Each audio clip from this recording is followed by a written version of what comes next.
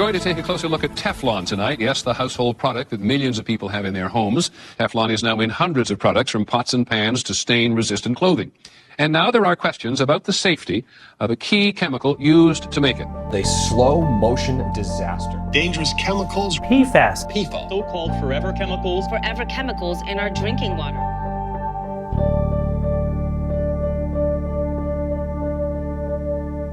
Per- and polyfluoroalkyl substances, or PFAS, are a man-made family of chemicals that are used in the manufacture of products, including Teflon and Scotchgard.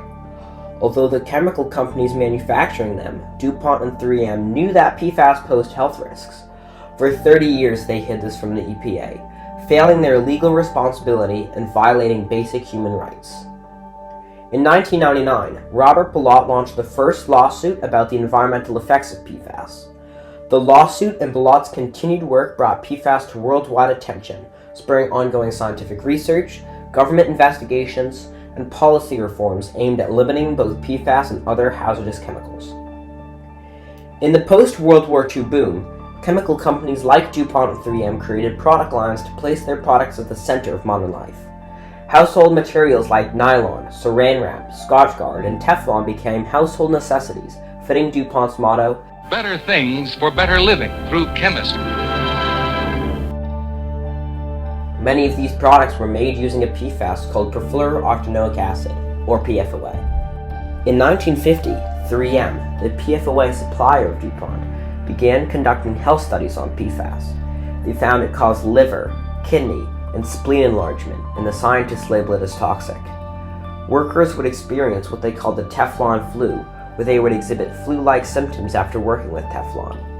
A quarter of all pregnant employees working with the chemical gave birth to babies with facial deformities, the same deformities exhibited by animals in the later studies.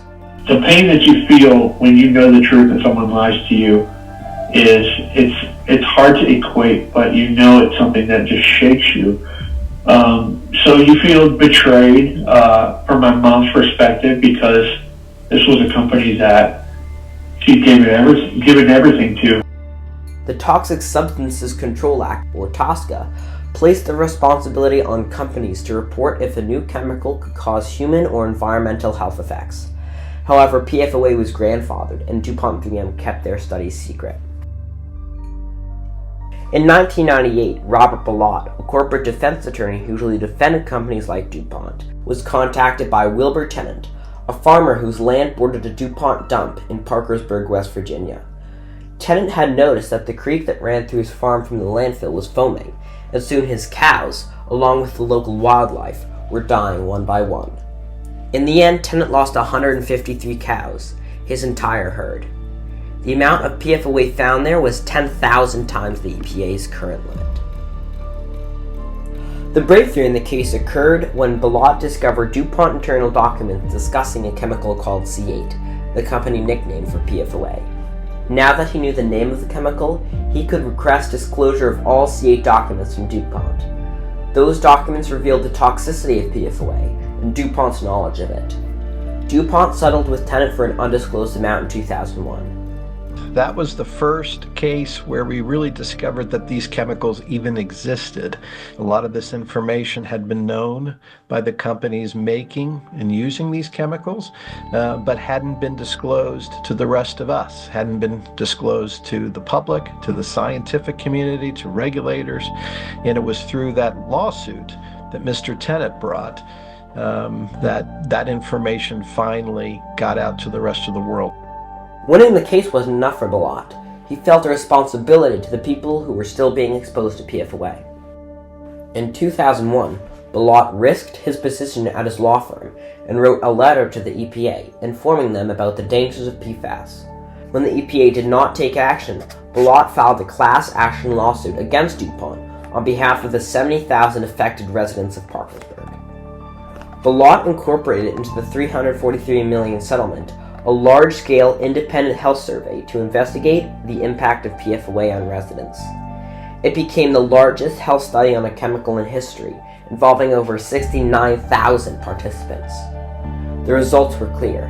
PFAS was linked with kidney cancer, testicular cancer, ulcerative colitis, thyroid disease, high cholesterol, and pregnancy-induced hypertension. the information that we discovered through the Tennant family's lawsuit really revealed a massive public and environmental threat. It revealed that we were dealing with these man-made chemicals that were in drinking water, in soil, in the air, in plants, in animals, and in people all over the planet, and that these chemicals presented a massive threat to human health and to the environment. And unfortunately, most people didn't know about it still.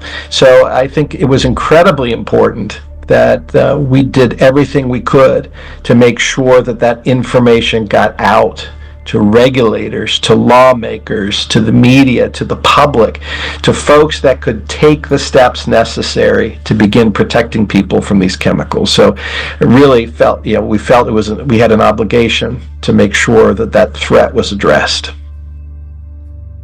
Ballot's health study brought the dangers of PFAS into the public sphere, launched more studies into the impacts of PFAS, and gave affected parties evidence for future lawsuits. There are thousands of different PFAS variants still used in products like fast food containers, rain jackets, cookware, and microwave popcorn. They have a responsibility to humanity, and I know that's a very generalized statement, but they really do. You can look at the statistics and the research that's been shown where the C8, this chemical, is in the blood of polar bears. They did testing and they couldn't find any clean blood. They had to go all the way back to the 1950s to find blood without C8 in it. So the responsibility is, number one, to stop making the chemical and the variations of the chemical. That's a no-brainer. Because PFAS are slow to degrade, they are called forever chemicals. PFAS are also water-soluble and migrate freely into groundwater. 45% of the U.S.'s drinking water is known to be contaminated with PFAS. PFAS ranks number 1 in all the contaminants in the world for all time because it affects the greatest population that is ever seen in the history of chemistry. Although 3M phased out 2 of the most widely used PFAS chemicals, PFOA and PFOS, in 2015, DuPont spun off a company which is still making a new PFAS variant called Gen-X. I have friends in North Carolina that are dealing with this in their water, the brand new variation, which within a short period of time was in the water right next to one of the plants. Since Tennant v. DuPont, there have been thousands of lawsuits against DuPont 3M. As of 2023, they are set to pay $11.4 billion in damages to 500-plus communities for contaminating their drinking water. That same year, the United Nations Council for Human Rights condemned DuPont and other companies over PFAS, charging them with human rights violations regarding their right to safe drinking water. In 2024, the EPA banned food contact products containing PFAS from being sold into the U.S. market and set strict limits on PFAS concentration in drinking water. Now, there's some good effects that are coming as a result of PFAS. Okay, one of the good effects that's coming out of this is that the municipalities that are claiming and can prove that they have a problem can put in a filtration system that'll pull it out. In the process of doing that, they're going to be pulling out herbicides, insecticides. The Toxic Substances Control Act was amended, giving the government more authority to test the safety of chemicals already in use. Situation with these PFAS forever chemicals has actually been used as one of the examples of why federal laws were changed and were strengthened to try to make it clear that companies, when they have information about chemicals they're making that present a substantial risk to public health or the environment, that they need to disclose that to the United States Environmental Protection Agency and to the public. If not for the courageous work of attorney Rob Ballot, the world may have never known about the dangers of PFAS. Through his work on the Tennant v. DuPont case, Ballot discovered and publicized the dangers of PFOA. His ingenuity to pursue the C8 health study launched a field of PFAS research and laid the groundwork to bring PFAS manufacturers to accountability. Ballot's work has led to the strengthening of the EPA and of more effective regulation of not only PFAS, but also hundreds of other potentially harmful chemicals.